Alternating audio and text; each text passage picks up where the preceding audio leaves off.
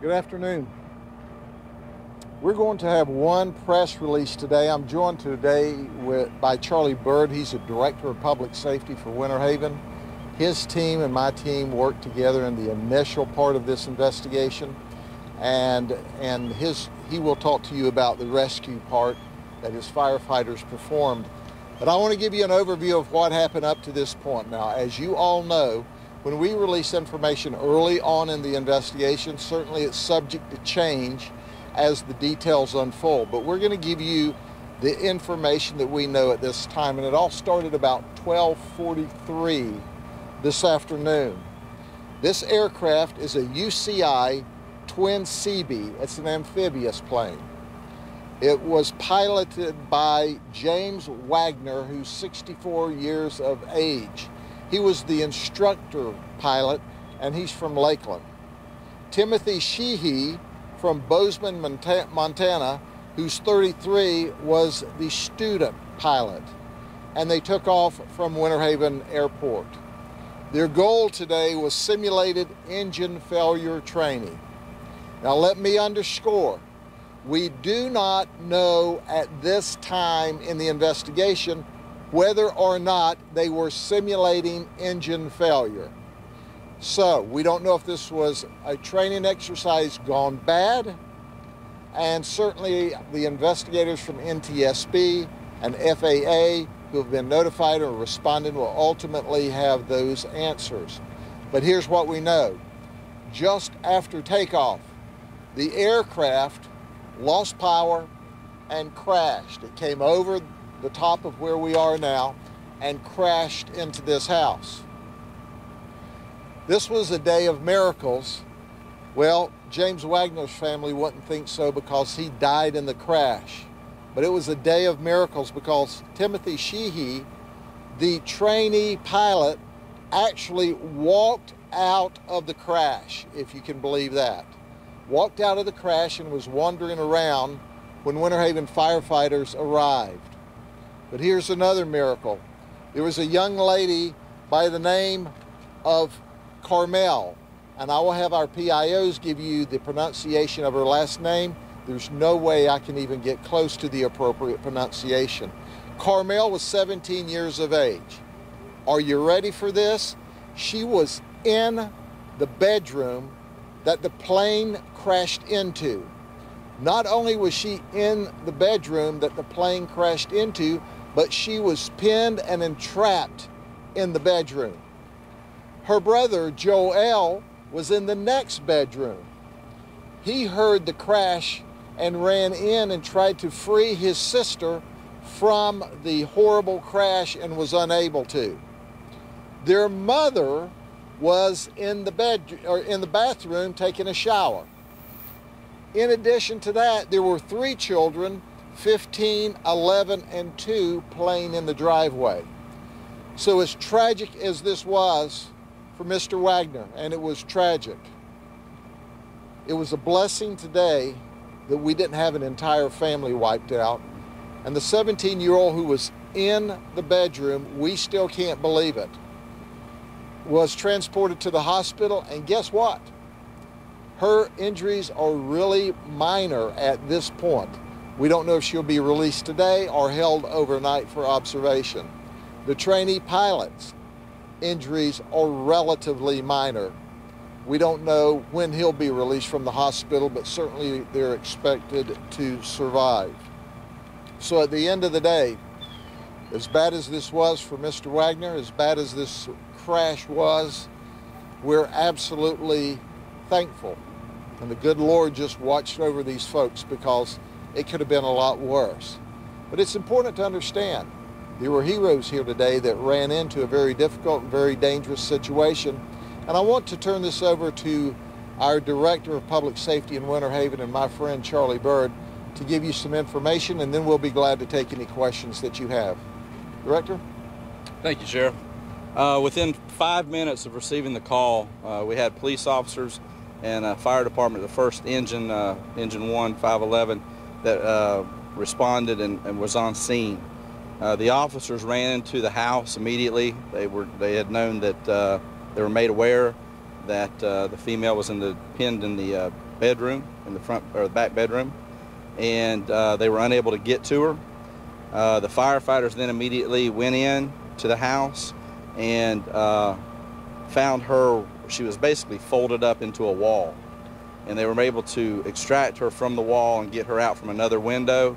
The wall from another bedroom, and then eventually out of the window of the front of the house. I just want to commend these guys. This is what your first responders do on a regular basis. They run in. That's still that was a volatile situation. We don't know.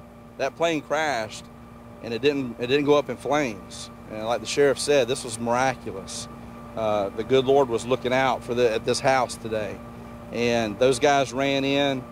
They did what they had to do, and they rescued the lady that was pinned against the wall. The other part of it that's occurring right now, as you see it behind me, our firefighters continue to maintain until this aircraft is made safe. There is fuel on that airplane, and these guys are trying to maintain to make sure that it doesn't turn bad from this point going forward. So I just really want to point out what your first responders do, and what a fantastic, not just response, but teamwork, like the sheriff talked about earlier, between Winter Haven Fire, Police, and the Sheriff's Office investigators. And I just want to commend everyone in our Polk County first responders for a fantastic job and a job well done. Sure. A 17-year-old girl, her injuries, they're minor, but what exactly are they? Yeah, we're not able to release the injuries. First off, she's a child. Second of all, HIPAA. But when I tell you they're exceptionally minor, we're shocked at how minor her injuries are. I mean, this is probably a 10 by 12 bedroom, and she and that plane are both in it at the same time. And it is an unbelievable set of circumstances. We certainly expected to find the worst, and I want to underscore for Mr. Wagner and his family, it's a horrible day, but we feel so relieved that the 17-year-old, that mom, that Joelle, that 3 children playing in the front yard, and that the trainee pilot made it out. Sheriff, do you have any information on the instructor, how long he's been training, or how long maybe they've been flying the day before this happened? No, sir, I don't have that information. I do know this, that our trainee pilot just arrived from Bozeman, Montana, with a friend of his who was also training, but he was on the ground and saw the flight and the crash. They had just arrived, and they were both to train here today. And that's all the information I have at this point in time. Once again, the NTSB will do an exhaustive investigation. FAA will join them. Our job at the Sheriff's Office is to do the death investigation, not the crash. And certainly our first responding deputies and our police officers and Winter Haven firefighters did a remarkable job today. Have they said how they will get the plane out of here? Well, I can tell you from past experiences, they'll get a crane in here and lift it out. But that'll be days in the future. NTSB is scheduled to arrive tomorrow.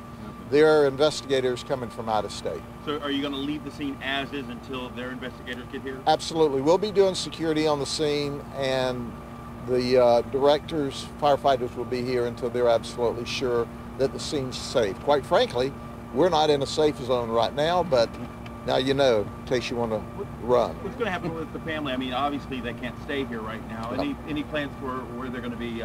We will work with the family to make sure that they have a safe place to stay in the event they don't have family in the immediate vicinity. It's a holistic investigation, and it's a team effort. We will certainly make sure that they have an opportunity to, if we can, to get out any clothing or personal belongings, or the firefighters will do that. We obviously won't let them back into the house, and then we'll make sure that they have appropriate arrangements. Sheriff, can you confirm if they were at the Sun and Fun earlier with their plane, or if they were flying part of that flight pattern today? I have absolutely no information at all that this would be related to that. Who was actually flying? Was it Timothy or James? We don't know at this point in the investigation who was flying. Thank you all. Do we know how many flight hours that this flight had? Don't have any idea. Keep in mind this crash just occurred at 12:43, and we're here trying to get people to the hospital, director. It's hard for me to call him director because he's my buddy and my police chief. Now he's police chief, fire chief, director of public safety. But we've all been working to make sure that the data we get you is as correct as we know. And that's been a monumental task in and of itself. And some of these details may not be absolutely finitely correct until we finish the investigation and NTSB does their. How long were they up in the air? Have no idea how long they were up in the air, but obviously not long because there's the airport. Sheriff, They just taken off. Sheriff, you said you're securing the area now. You said there's fuel and things and stuff there. How secure is this scene at this point, and where does it get to the point where you feel, okay, it's safe? That's called by the director and his firefighters.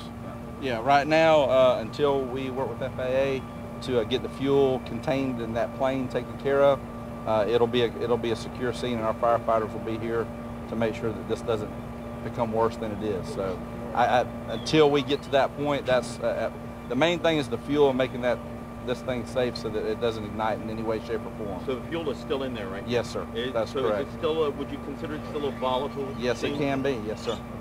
It's not only in the plane; it's leaking out into the house. Yes. So. Any concern for evacuations or anything at this point? Right now, they're pumping a lot of foam into there.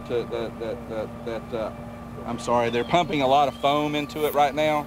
I'm not a firefighter, so I'm not an expert on how that foam, but I'm told that that's the thing that's going to help the leaking fuel so that it's not as volatile, it's covered. The foam will basically take care of that problem for us. So.